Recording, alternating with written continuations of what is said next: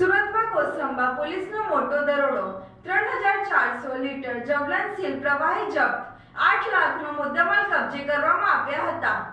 સુરત જિલ્લાના કોસંબા વિસ્તારમાં કોસંબા પોલીસે ગેરકાયદેસર જવલનશીલ પ્રવાહીના વેપાર સામે મોટી કાર્યવાહી હાથ ધરી છે।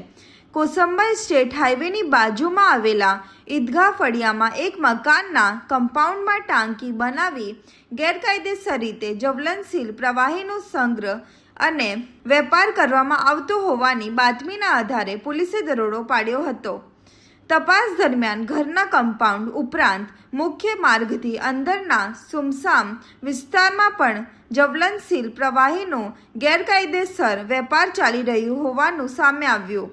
પોલીસે સ્થળ પરથી અંદાજે 3400 લીટર જવલનશીલ પ્રવાહી કબજે કર્યો હતો।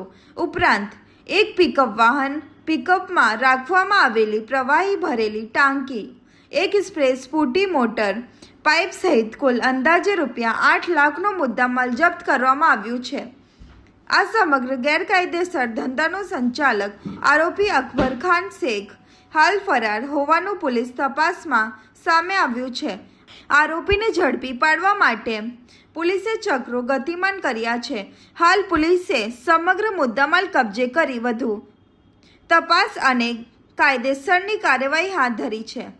સુરત ગ્રામ્ય જિલ્લાના કોસંબા પોલીસ સ્ટેશન ખાતે આજરોજ એક શંકાસ્પદ જ્વલનશીલ પદાર્થ છે એ જે ગેરકાયદેસરનું હોવાની police inspector Shri R G Thummar છે એમને બાતમી મળેલી। એ બાતમી આધારે પોલીસ ઇન્સ્પેક્ટર તથા અમોએ સંયુક્ત રીતે તે જગ્યા ઉપર રેડ કરતા સદરનું જે મકાન છે એ અકબર ખાન સૈયદ શેખ કરીને વ્યક્તિ છે એના ઘરની અંદરથી આ જથ્થો મળી આવેલો છે।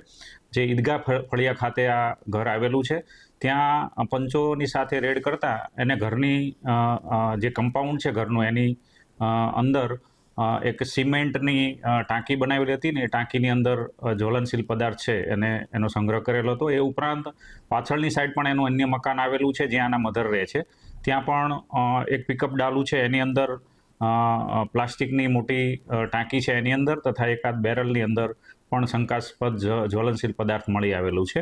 આ જગ્યાએ રેડ કરતા કુલ 3400 લીટર જેટલો જ્વલનશીલ પદાર્થનો જથ્થો મળી આવેલ છે જેની કિંમત ₹3.25 લાખ ગણીને કબજે કરવામાં આવેલી છે। આ પિકઅપ બોલેરો વાન છે એ અને એક્ટિવા જે મોપેડ છે એ પણ પોલીસ દ્વારા જપ્ત કરવામાં આવેલું છે। હાલ આ જે અકબર શેખ કરીને જે આરોપી છે તે તથા તપાસમાં જે નીકળે કે ભાઈ જેમાં એ કોની પાસેથી લેતો હતો, કોને આપતો હતો અને આ સિન્ડિકેટની અંદર કોણ કોણ સંકળાયેલું છે એ તમામ વિરુદ્ધમાં હાલ સરકાર તરફે police inspector Shri R G Thummar દ્વારા ફરિયાદ આપવામાં આવેલી છે અને એની આગળની તપાસ હાલ કરવામાં આવી રહેલ છે। સર, આ જે આરોપી છે અન્ય કોઈ ગુનામાં સંડોવાયેલો છે? આજે અકબર શેખ કરીને જે આરોપી છે એના વિરુદ્ધમાં અગાઉ પણ આવા પ્રકારનો એક ગુનો કોસંબા ખાતે નોંધાયેલો હોવાની પ્રાથમિક જાણકારી મળી છે। અમે લોકો ઓનલાઈન સર્ચ કરીને રેકર્ડ તપાસીને એ બાબતે તપાસમાં એને વણી લઈશું।